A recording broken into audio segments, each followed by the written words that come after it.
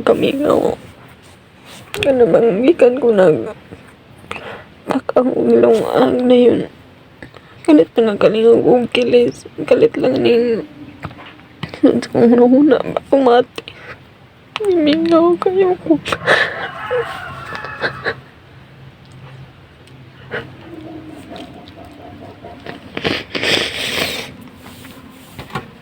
Duk. Sipag sa iyang kuhan pagkawala. Kaduha ko nakadamgo. Pero mayro ka itong dugay-dugay na ito niya. Raperte pa na kong hilak ato. Noon sa kamingaw din. Andun sa akong iguan akong una-una. I-convert ako kung una-una na. Ibawi na ako kung una-una ba. Nga. Bakalingon. Kanang mag-move on.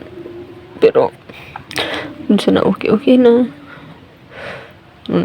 Ako lang ikuan. Thankful po ko ning vlog ko kay marag mga lingaw ko una ba.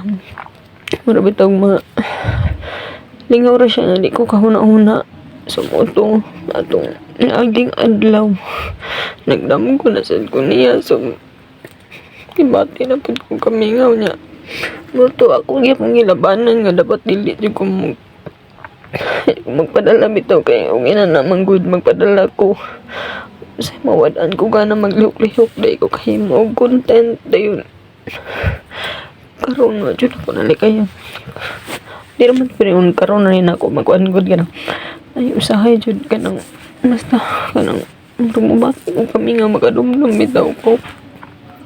Kaya karon sa kong ate kalingan ko kilisa og nilungag. Kalingan ko kuan kay magtak. Kalit lang tulak kong luha ba? Kalit lang kong gibati og kami nga bitaw niya. Ay no kasabot man nga feeling ko isa tong nakaigi bitaw. Yung nana. Kabalo mo sa feeling. Parang kana bang hangtod karon yun. Bigyan na ko makuan nga wala na siya bitaw. Hindi pa musigan sa kong una-una. Pero pilit kaya po na kung kuan mga mag-move on. Okay.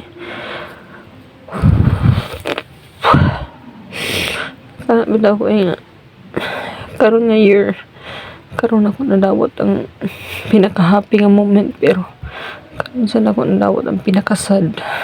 Grabe kapalit.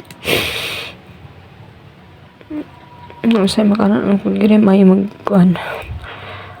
Dili mayo nga malabian ka happy.